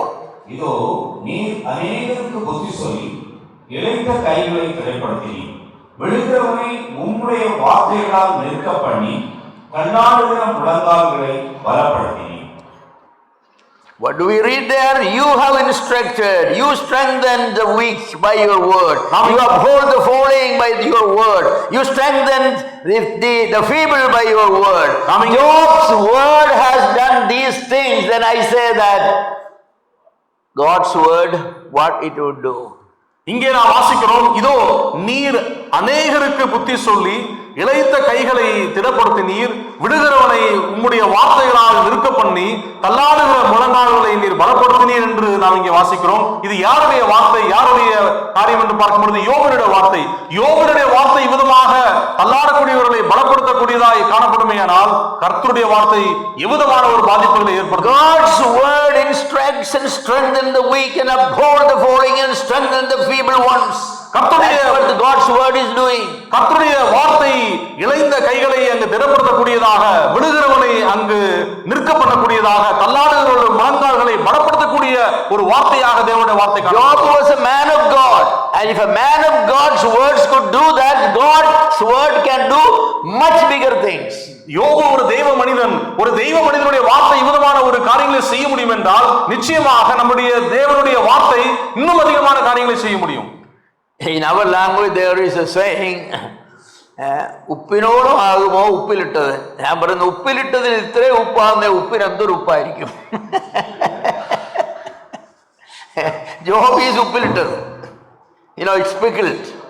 And if he is so salty, what will be the saltiness of the salt into which Job was pickled? நாம் ஒரு உணவு செய்யும் பொழுது அது உப்பு அதிகமாகும் பொழுது இந்த உணவு மிக அதிகமாக உப்பு கரிக்கிறது என்று சொல்கிறோம். அந்த உப்பு போட்ட அந்த உணவு அந்த அளவுக்கு உப்பை வெளிப்படுத்துமேனால் அந்த உப்பிற்கு எவ்வளவு ஒரு உப்புத்தன்மை இருக்கும் என்றதுதான் அந்த ஒரு பழமொழி. Yes, Job is a pickled man, pickled in the salt of God. இந்த யோபை குறித்து பார்க்கும் பொழுது அவர் ஒரு ஊறுகாய் போன்று, அவர் தேவன் என்ற அந்த தேவனால் ஊறின ஒரு தெய்வ மனிதனாக அவர் காணப்பட்டார். And our Lord is a salt. நம்முடைய தேவன் அந்த ஒரு உப்பாக அவர் காணப்பட்டார். Salt is always more salty than what is salted. நிச்சயமாக அந்த ஊறுகாயை விட அந்த உப்புக்கு உப்புத்தன்மை மிக அதிகம். So the secret of transformation is that we are properly salted. இந்த மாற்றத்தை கொண்டு வரக்கூடிய ஊழியத்தின் ரகசியம் என்னவென்றால், அந்த மாற்றத்தை கொண்டு வர வேண்டும் என்று விரும்பக்கூடிய தேவ மனிதர்கள் எவ்விதமாக அங்கு ஒப்பிடப்பட்டார்கள் என்பதுதான் மிக முக்கியம். Yes, Job was a great man. யோபு ஒரு வல்லமையான he lived 2 millennium before our Lord Jesus Christ. அவர் இயேசு கிறிஸ்து பிறப்புக்கு பல ஆயிரம் வருடங்களுக்கு முன்பாக வாழ்ந்த ஒரு மனிதன். He had no word of God. அவரிடத்திலே கரங்களிலே கர்த்தருடைய வசனம் இல்லை. How did he take his quiet time? அவர் எப்படி அங்கு quiet time எடுத்தார்?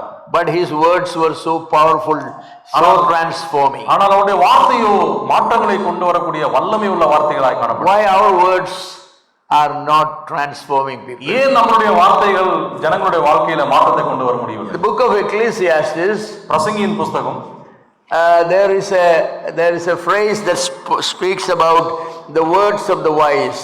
அங்கு ஞானத்தை குறித்த ஒரு வேத பகுதியை நாம் இங்கே வாசிக்கிறோம்.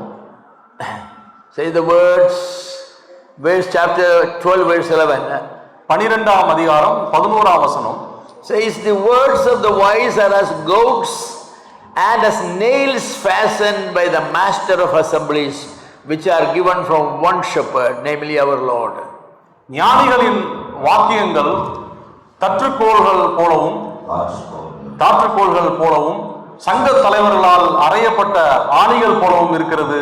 அவைகள் ஒரே மேய்ப்பனால் அளிக்கப்பட்டது. You know what is the goats? What is the goats for in your language? Goat. G-O-A-D, goat. Goat means yeah, it said in verse 11, the words of the wise are as goats. தாற்றுக்கோள் போலும். You know what that is? Yeah, when the oxen are used for plowing, some lazy oxen will fall down. How much the plower try to get it up on its feet, it won't. But then they have this big stick at the end of which they have a nail, which is sharpened very much. With that nail, the plower will prick it, go all the way inside the skin to the meat, and it comes, get up. The words of the wise are like that. It changes the lazy man to action. அந்த தாற்றுக்கோள் என்று சொல்லும் பொழுது பொதுவாக அங்கு உழுவும் பொழுது அந்த மாடு ஒரு சில வேளையிலே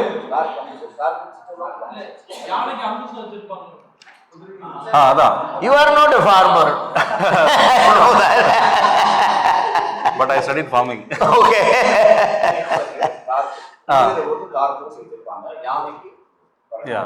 So அந்த மாடு அந்த உழுவும் பொழுது அது சில வேளையில அமர்ந்து விடும்.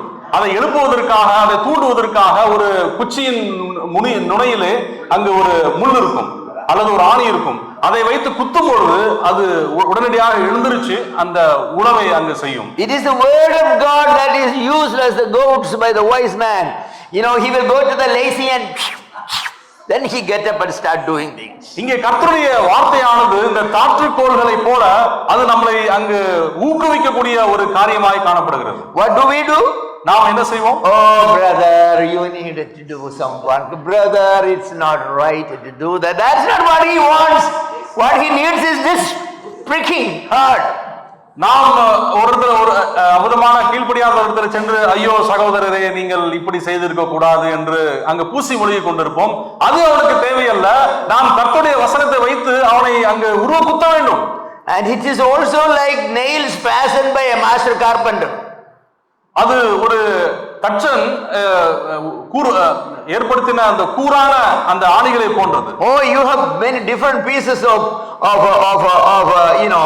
lumber, or what do you call, and a good carpenter will smoothen it, and then they will put the nails through. You can never take it apart. அந்த தச்சனை பார்க்கும் பொழுது அங்கு மென்மையாக ஒரு மரத்தை அங்கு சரிசமமாக அவர் படுத்தி அதிலே கூரான ஆணியினால் அங்கு பதிக்கும் பொழுது அந்த ஆணியை மீண்டும் நீங்கள் எடுக்க முடியும். It brings safety, security, order, beauty and everything. அது ஒரு அழகையும் அங்கு ஒழுங்கின்மையை அங்கு கொண்டு வரும். We need that. நமக்கு நிச்சயமாக அப்படிப்பட்ட ஊழியம் வேண்டும். Today's our carpenters are, whatever nails they fasten, it will come out as soon as they reach their home. இன்றைய கார்பெண்டர்களை பார்க்கும் பொழுது அவர் செய்யக்கூடிய எந்த ஒரு நாற்காலியோ அது உடனடியாக வீட்டுக்கு நீங்கள் கொண்டு வந்து பயன்படுத்தும் பொழுது அது உடனடியாக உடைந்து போகக்கூடிய ஒரு காரியமாக காணப்படுகிறது. A good carpenter, our Lord Jesus Christ, he was a good carpenter. His words were like nails. நம்முடைய கர்த்தராகிய இயேசு கிறிஸ்து நல்ல ஒரு தச்சனாய் அவர் பதித்த அந்த ஆணிகள் அங்கு ஆழமாய் பதியக்கூடியதாய் காணப்படுகிறது.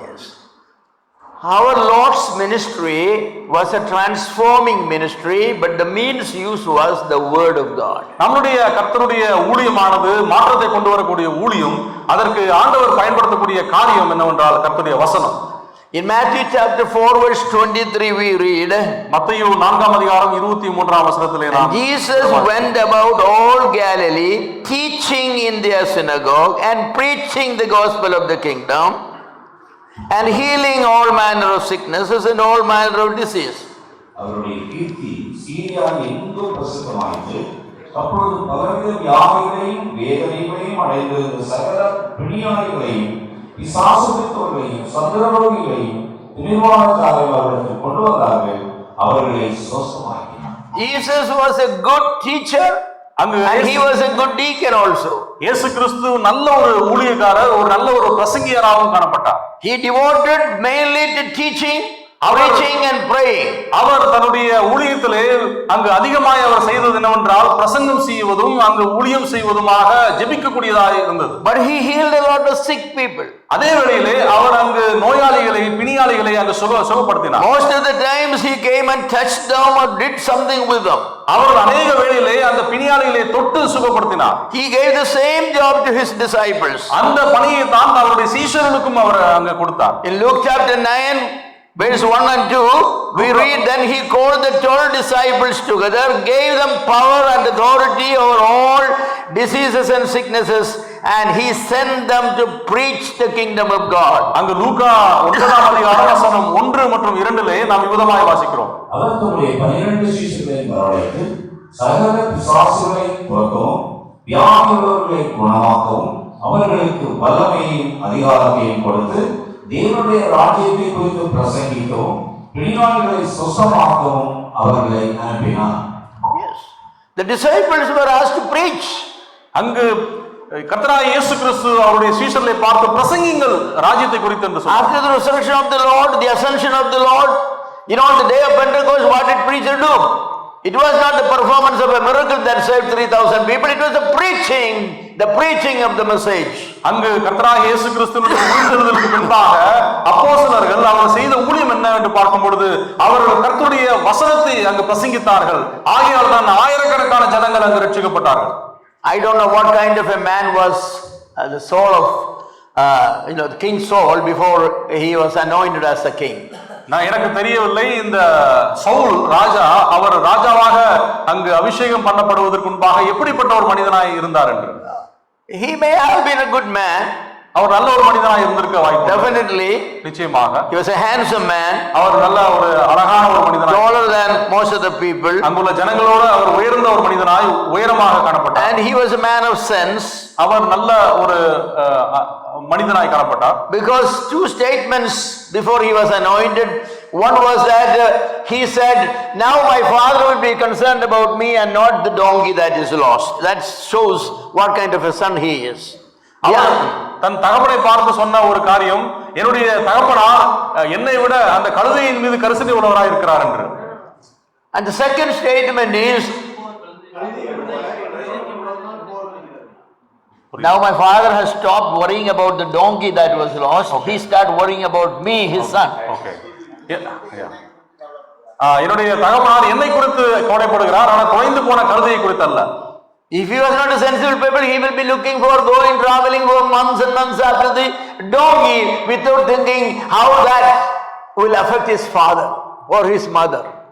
அவர் அங்கு தொலைந்து போன அந்த கழுதையை தேடி பல நாட்கள் அங்கு அலைந்து திரிந்து அவ்விதமாக செய்யும் பொழுது எவ்விதமாக அவருடைய பெற்றோர்கள் கருதுவார்கள். You know what is the other statement that touched me? When his servant said, "Here is a prophet, we will go and ask him." Then immediately said, "We don't have anything to give him as a present." So he was a sensible man. When you go to visit a Lord's servant, a prophet, you cannot go empty handed. You have to honor him by giving him something. அந்த சவுலுடைய ஒரு வார்த்தை என மிகவும் தொட்டது. அது என்னவென்றால், அங்கே அவருடைய ஒரு மனிதன் விதமாக இந்த இடத்திலே ஒரு தீர்க்கதரிசி இருக்கிறார், அவரை சென்று பார்ப்போம் என்று சொல்லும் பொழுது உடனடியாக சவுல் என்ன சொன்னான் என்றால், எப்படி நாம் இடத்துல ஒன்றுமில்லை அவருக்கு கொடுப்பதற்கு என்று அந்த ஒரு காரியத்திலே கரிசனை உள்ளவனாக காணப்பட்டான். He was a sensible person, a man who had high respect for the Lord's servant. அந்த மனிதன் அங்கு கரிசனை உள்ள ஒரு மனிதனாக தேவனுடைய மனிதருக்கு மரியாதை கொடுக்கக்கூடிய ஒரு மனிதனாய் காணப்பட்டார். He had high thinking about his family, their concern over him being gone away from home after the donkey. அங்கே கழுதையை தேடி பின் சென்ற அவனை குறித்து அவனுடைய பெற்றோர்கள் கண்ட கரிசனையை குறித்து அவன் அங்கு உணர்வுள்ளவனாய். When God directed Samuel to Saul, said, "Go and anoint him." அங்கு சாமுவேலை கர்த்தராகிய தேவன் சவுலிடத்திலே சென்று அவனை நீ அபிஷேகம் பண்ணு என்று கட்டளையிட்டார். In 1 Samuel chapter 10 verse 6 to 9 we read that Samuel went and anointed, and then we read there what happened immediately after anointing. 1 Samuel 10ஆம் அதிகாரம் வசனம் 6 முதல் 9 வரை நாம் பார்க்கும் பொழுது அங்கு சாமுவேல் என்ன செய்தார் என்று நாம் வாசிக்கிறோம். அப்பொழுது கர்த்தருடைய ஆவி உன்னை ஏற்படுவார், நீ அவர்களோட கூட தீர்க்கதரிசனம் சொல்லி வேறு மனுஷன் ஆவார். இந்த அடையாளங்கள் உனக்கு நேரிடும் போது சமயத்துக்கு ஏற்றபடி நீ செய், தேவன் உன்னோட இருக்கிறார். நீ எனக்கு முன்னே குதிகாலுக்கு இறங்கி போ, சர்வாங்க தர்ம வழிகளையும் சமாதான வழிகளையும் செலுத்தும்படிக்கு நான் உன்னிடத்தில் வருவேன். நான் உனக்கு வந்து நீ செய்ய வேண்டியது உனக்கு அறிவிக்க மட்டும் 7 நாள் காத்திரு என்றான். Yes, the last verse there says, "And let it be, when these signs are come up unto thee, thou do as occasion serve thee, for God is with thee." Verse 9. 9ஆம் வசனத்தை நாம் பார்க்கும் பொழுது, அவன் சாமுவேலை விட்டு போகும்படி திரும்பின போது தேவன் அவனுக்கு வேறு இருதயத்தை கொடுத்தார். அந்த அடையாளங்கள் எல்லாம் அன்றைய தினமே நேரிட்டது. Yes, God gave him another heart. தேவன் அவனுக்கு வேறு ஒரு இருதயத்தை கொடுத்தார். That is what is needed. Saul to be the king needed a different heart. அந்த ஒரு இருதயம் அவனுக்கு தேவையில்லை, ஏனென்றால் அவனுக்கு வேறு ஒரு இருதயம் வேணும். ஏனென்றால் அவன் ராஜா. The Saul, the ordinary citizen's heart is not adequate to lead all the people of Israel. He needed a different heart. அந்த சவுலை குறித்து பார்க்கும் பொழுது அவனுடைய அந்த சாதாரண அந்த இருதயம் ஜனங்களை அங்கு ஆளக்கூடிய ஆளுவதற்கு தேவைப்படவில்லை. And to get that heart, the Holy Spirit has come upon him. அங்கே அபிஷேகம் செய்யும் பொழுது அவனுக்கு கர்த்தர் வேறு ஒரு இருதயத்தை தருகிறார். ஏனென்றால் பரிசுத்த ஆவியானவர் அவனுக்குள்ளாக வந்தார். And you know the difference that came to Saul. He immediately started prophesying and all these things. நாம் அதற்கு பின்பாக அந்த வேறு ஒரு இருதயத்தை பெற்ற பின்பு அந்த சவுல் வேறு விதமாக செயல்படுகிறதை நாம் அங்கே பார்க்கிறோம். And I like the phrase, "Then you do as occasion serve thee." இந்த ஒரு வார்த்தை எனக்கு மிகவும் பிடித்தது. I don't know what is it in the Tamil language. Then you do as occasion serve thee. Saul is a man who is now able to discern what is right for the occasion. And it is actually his failure also came in that one, but was not right for the occasion he did. அங்கே கர்த்தராகிய தேவன் நீ செய்ய வேண்டியதை உனக்கு அறிவிக்க மட்டும் என்று நாம் இங்கே பார்க்கிறோம். In Romans chapter 12 verse 1 to 3 we know the great passage on the transformation which says, "Be not conformed to this world but be transformed by the renewing of your minds." ரோமர் 12ஆம் அதிகாரம் 1ஆம் வசனத்திலே நாம் இங்கே பார்க்கிறோம். The renewing of the mind is the secret of transformation. நம்மளுடைய எண்ணத்தின் அளவிலே அங்க ஒரு மாற்றம் வர வேண்டும். அதுதான் இந்த ஒரு மாற்றத்தின் Be ரகசியம். not conformed to this world, but be renewed. நீங்கள் இந்த உலகத்திற்கு ஒத்த வேஷம் தரிக்காமல் Your mind needs to be renewed, means the way of your thinking, the way of your feeling, the way of your decision making, that needs to be changed. உங்களுடைய எண்ணத்திலே நீங்கள் எடுக்கக்கூடிய தீர்மானத்திலே அங்கு மாற்றங்கள் ஏற்பட வேண்டும். Yes. It happens, this needs to happen all the time of our life. இது நம்முடைய வாழ்க்கை முழுவதுமாக இந்த புதுப்பித்தல் நடக்க வேண்டும். Take for example, you are planning to take a course. நீங்கள் உதாரணத்திற்கு நீங்கள் ஒரு கோர்ஸ் நீங்க படிக்க போகிறீர்கள். How do you decide what subject you need to take? என்ன பாடத்தை படிக்க வேண்டும் என்று நீங்கள் எதன் அடிப்படையில் தீர்மானிக்கிறீர்கள்? Can somebody say what guidance you use in choosing a subject or a college?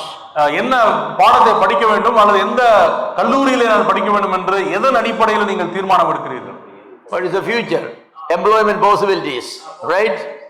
And the dignity in the society. If you study, for example, barbering, you're not going to be respected. Even though you make good money, good barbers make good money, like anything. பொதுவாக நாம் அந்த படிக்கக்கூடிய படிப்பின் மூலமாக நமக்கு கிடைக்க போகின்ற வேலை நிமித்தமாகவோ அல்லது சமுதாயத்தில் ஏற்படக்கூடிய அந்தஸ்து நிமித்தமாக நாம் பாடங்களை தெரிந்திருப்போம். உதாரணத்திற்கு நீங்கள் முடிவெட்டக்கூடிய ஒரு தொழிலை நீங்கள் படிப்பீர்களா, அதுல அதிகமான பணம் சம்பாதிக்க கூடும், ஆனாலும் நீங்கள் அதை விரும்ப மாட்டீர்கள். The greatest barber in the world has his own airplane and he flies to major cities in the world and barber the presidents and prime ministers of different countries.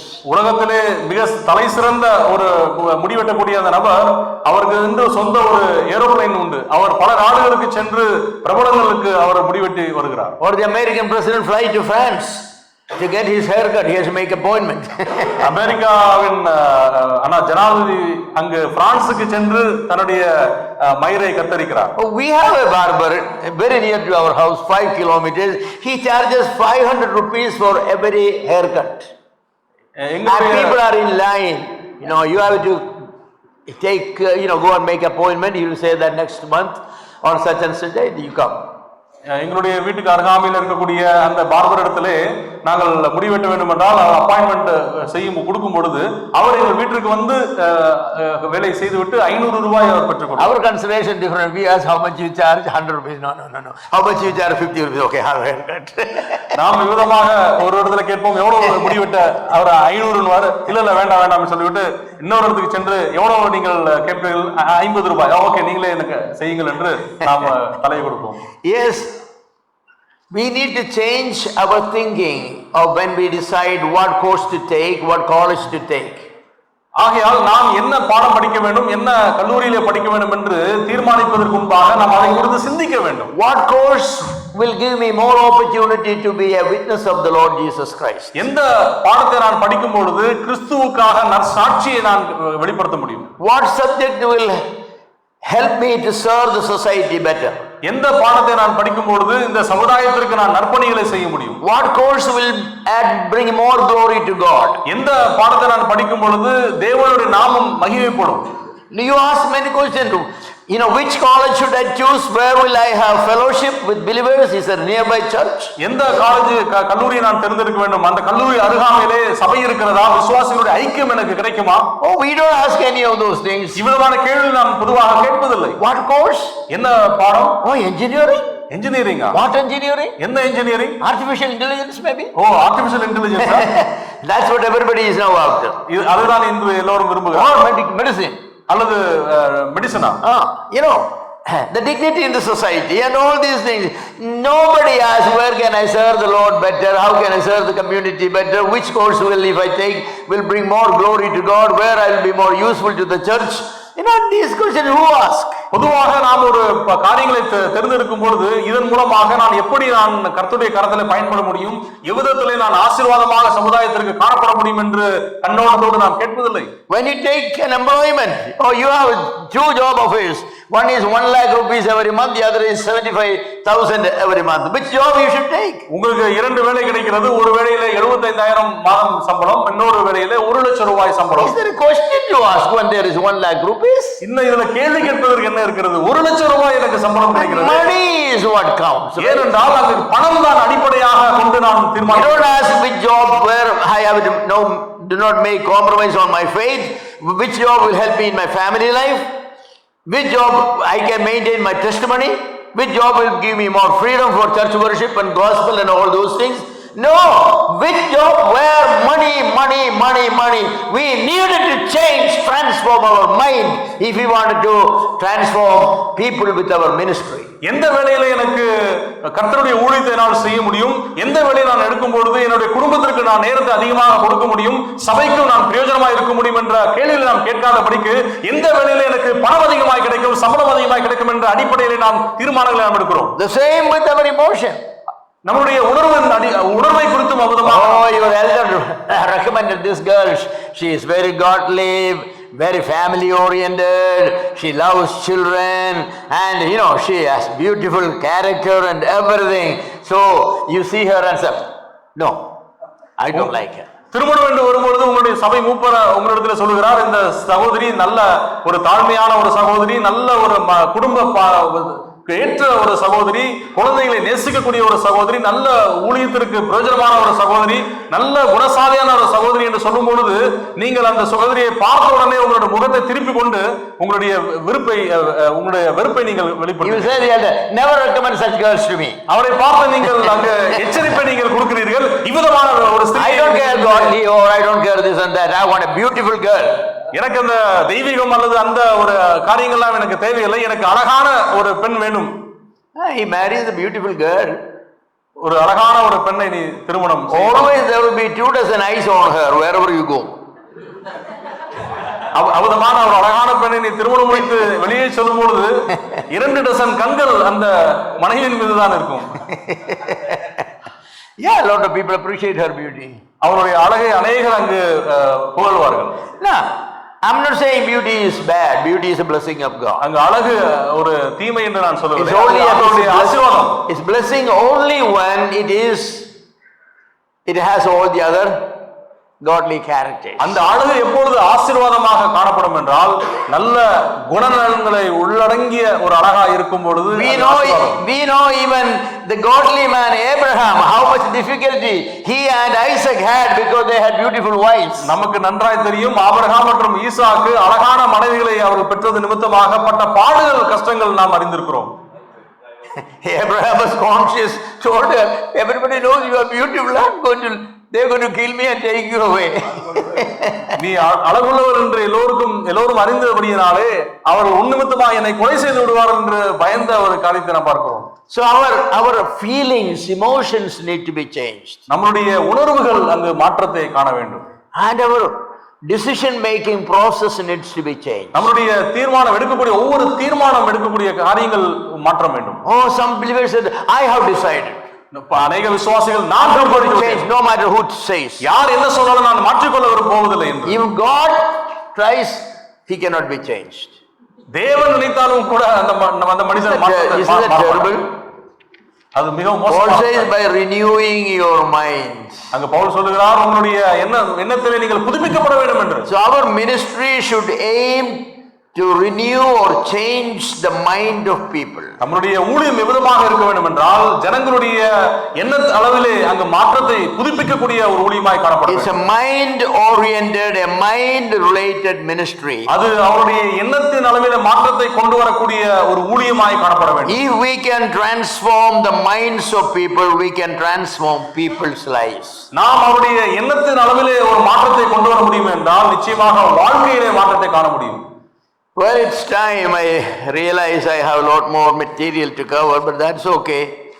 You have enough to change yourself if you use it. பேச வேண்டிய காரியம் அநேகம் உண்டு, எனக்கு நேரம் இல்லை, ஆகையால் இதோட நான் நிறுத்திக் கொள்கிறேன். நிச்சயமாக நாம் அநேக மாற்றங்களை நாம் வாழ்க்கையில காண வேண்டும். Brothers, if you are a person who teach, preach, counsel, just don't do it for the sake of doing it.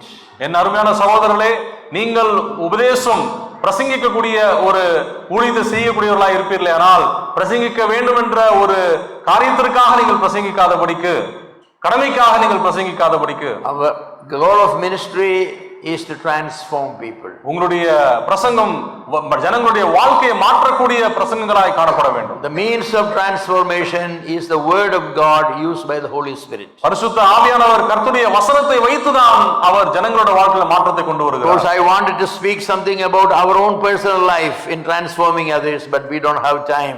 Unless your life is a transformed life, your preaching is not going to transform anybody. உங்களுடைய தனிப்பட்ட வாழ்க்கையிலே மாற்றம் ஏற்படவில்லை என்றால் உங்களால் மற்றொரு வாழ்க்கையிலே மாற்றத்தை காண முடியாது என்ற தலைப்பின் கீழ் நான் இன்னும் சில காரியங்களை சொல்ல விரும்பினேன். ஆனால் நேரம் நமக்கு போதுமானதாக. It's my prayer that in our churches the ministry will be changed, the format, the motivations, the purpose, the style of ministry, they all need to be changed. என்னுடைய ஜெபம் என்னவென்றால் நம்முடைய சபையிலே நாம் செய்யக்கூடிய ஊழியங்கள், அதன் நோக்கங்கள், அதனுடைய வழிமுறைகள் எல்லாம் மாற்றம் வர வேண்டும் என்று. If you don't bring changes in the lives of people, your preaching has no meaning, no value. உங்களுடைய பிரசங்கத்தின் மூலமாக ஜனங்களுடைய வாழ்க்கையில மாற்றம் ஏற்படவில்லை என்றால் உங்களுடைய பிரசங்கத்திற்கு அங்கு மதிப்பில்லை. The purpose of the preaching is not to put people to sleep. உங்களுடைய பிரசங்கத்தினுடைய நோக்கம் ஜனங்களை அங்கு தாளாட்டி படுக்க வைப்பதற்காக அல்ல, உறங்க வைப்பதற்காக அல்ல. I sometimes have a feeling that some preachers stand up, as soon as they stand up, people start sleeping. அநேக பிரசங்கிகள் அங்கு பிரசங்கிக்க மேடையில நின்ற உடனே அங்கு ஜனங்கள் தூங்க ஆரம்பித்து விடுவார்கள். Why people go to sleep? ஏன் ஜனங்கள் அங்கு உறங்குகிறார்கள்? The preacher has the responsibility to keep people awake. அங்கு பிரசங்கியாருக்கு பொறுப்பு இருக்கிறது அந்த ஜனங்கள் தூங்காதபடிக்கு விழித்திருக்கும்படி. And make them hear what is being said. அங்கு அவர்கள் அங்கு சொல்லக்கூடிய அந்த பிரசங்கத்தை கேட்க வைக்க வேண்டும் என்பது மிக முக்கியமான ஒரு காரியம். So if people are sleeping when you preach, there is some problem. நீங்கள் பிரசங்கிக்கும் பொழுது ஜனங்கள் உறங்குகிறார்கள் என்றால் நிச்சயமாக அங்கே ஒரு பிரச்சனை இருக்கு. What is the problem? You could say is with the people, but the problem is also with your preaching. அந்த ஜனங்களிடத்திலும் பிரச்சனை இருக்கிறது, உங்களுடைய பிரசங்கத்திலும் பிரச்சனை இருக்கிறது. They know that you're not going to bring anything meaningful to them. It's better to sleep during that hour. ஏனென்றால் அவர்களுக்கு பிரயோஜனமான எந்த ஒரு காரியத்தை நீங்கள் கொடுக்க போவதில்லை, ஆகையால் அவர் உறக்கத்துக்கு செல்கிறார். Yeah, I close with a funny story. ஒரு கேலியான ஒரு கதையின் மூலமாக நான் முடிக்கிறேன். In America and other countries where when pastors will get 1 month, off from their pastoral duty with paid. அமெரிக்காவில் உள்ள பிரசங்கியார்கள் அவர்களுக்கு ஒரு மாத காலம் அங்கு விடுமுறையாக அவர்களுக்கு கொடுக்கப்படும். அப்பொழுது அவர்களுக்கு சம்பளமும் கொடுக்கப்படும். But the pastor has to find a substitute for those months. அந்த காலகட்டத்தில் அந்த பாஸ்டர் அவருக்கு பதிலாக வேறு ஒரு பாஸ்டரை அங்கு நியமித்து விட்டு அவர் ஓய்வெடுக்கலாம். The church will pay him, but he has to find the substitute. அவருக்கு சம்பளம் கிடைக்கும், ஆனால் அவர் வேறு ஒரு நபரை அங்கு தேர்ந்தெடுத்து அங்கு அமைக்க வேண்டும். So this pastor was going on vacation for 4 weeks. இந்த ஒரு பாஸ்டர் 4 வாரங்கள் விடுமுறைக்காக ஓய்வெடுக்க சென்றார். So he found a good pastor, a substitute pastor. அவர் நல்ல அவருக்கு பதிலாக ஊழியம் செய்யக்கூடிய நல்ல ஒரு பாஸ்டரை அவர் தேர்ந்தெடுத்தார். So he preached, the substitute pastor preached 4 weeks. அவர் பாஸ்டருக்கு பதிலாக 4 வாரம் அங்கு பிரசங்கித்தார். So when the original pastor returned from his old days, he asked the preacher, the substitute pastor, how did it go, brother? How did it go?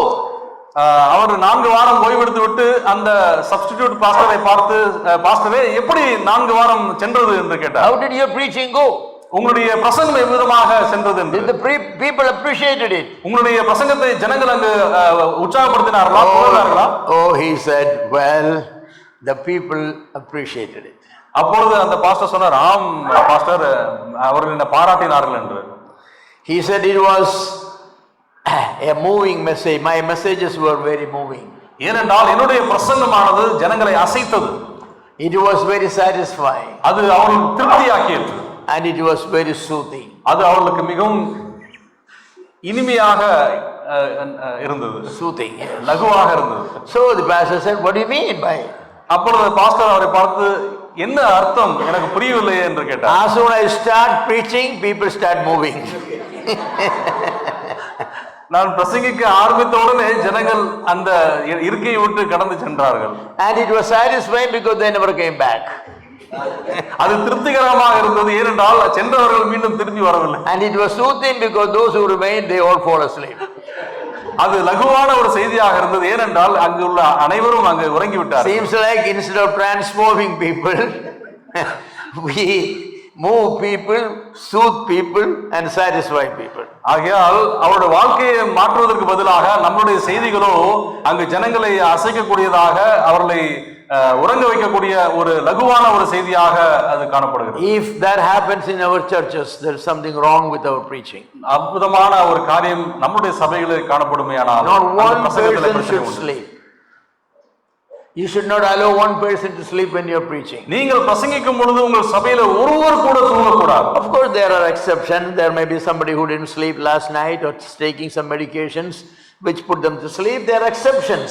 அங்க சில காரணங்கள் இருக்கலாம் உறங்குவதற்கு. ஒருவேளை அவர் எடுத்த மருந்தின் பாதிப்பாக இருக்கலாம், அல்லது கடந்த இரவு அவர் சரியாக ஓய்வெடுக்காமல் இருந்திருக்கலாம். But generally speaking, as soon as you get on the stage, people are awake and ready, ready. They want to listen because you have something to tell them. அங்க பிரசங்க மேடைக்கு வந்த உடனே ஜனங்கள் அங்கு உற்சாகத்தோடு அவர்கள் அங்கு வசனத்தை கேட்பதற்கு அவர்கள் ஆவலாய் இருக்க வேண்டும். You should expect some changes in their lives. அவருடைய வாழ்க்கையிலே மாற்றத்தை நீங்கள் எதிர்பார்க்க வேண்டும். It could be their personal life, family life, bringing up children, அவருடைய தனிப்பட்ட வாழ்க்கை, அவருடைய குடும்ப வாழ்க்கை, அவருடைய பொது வாழ்க்கையில maybe social life, employment related, அவருடைய வேலை ஸ்தலத்திலே அவர்கள் மாற்றத்தை காண்பிக்க, interpersonal relationship with the people in the church or outside the church, சபைக்குள்ளாக மற்றவர்களோடு அவர்கள் இடைப்படக்கூடிய காரியத்திலே மாற்றம் வேண்டும். Some transformation needs to take place. அவருடைய பிரசங்கத்தின் மூலமாக அவருடைய வாழ்க்கையில ஏதேனும் ஒரு பாதிப்பு மாற்றங்கள் காணப்பட வேண்டும். Let's pray honestly and sincerely that the preaching lifestyle of our churches should change. நாம் இவ்விதமாக ஜெபிப்போம், நம்முடைய சபையின் பிரசங்க ஊழியத்திலே பெரிய மாற்றங்கள் வர வேண்டும் என்று. And the lifestyle of the people will be changed. அந்த பிரசங்கியாருடைய வாழ்க்கை முறை அங்கு மாற்றம் காண வேண்டும். There will be a transformation of the church families and individuals. அவருடைய ஆகையால் அந்த சபையிலும் மாற்றம் ஏற்படும், அந்த குடும்பத்திலும் மாற்றங்கள் ஏற்படும். Well, brothers and sisters, I wanted to thank you for inviting me again. சகோதரிகளே, என்னை அழைத்ததற்காக நான் நன்றி சொல்கிறேன். I enjoyed being with you. உங்களோடு நான் கழித்த அந்த நாட்கள். Thank you for your fellowship and friendship. உங்களுடைய இனிமையான இந்த ஒரு ஐக்கியத்திற்காக நன்றி. Above all, thank you for your prayers for me and my family. எல்லாவற்றுக்கும் மேலாக எனக்காகவும் என்னுடைய குடும்பத்திற்காக நீங்கள் ஜெபிக்கக்கூடிய ஜெபத்திற்காக நன்றி. Pray that in spite of our health limitations, we will be able to do God's will even in our old age. எங்களுக்காக ஜெபித்துக் கொள்ளுங்கள். இந்த சுகவீனத்தின் மத்தியிலும் கூட எங்களுடைய இந்த வயதான காலகட்டத்திலே கர்த்தர் கரங்களிலே பயன்பட வேண்டும் என்று we pray for you. நாங்கள் உங்களுக்காக ஜெபிக்கிறோம். We love you. நாங்கள் உங்களை நேசிக்கிறோம். God bless you. கர்த்தர் உங்களை ஆசீர்வதிப்பாராக. May his name be glorified. அவருடைய நாமம் மகிமைப்படுவதாக. ஆமென்.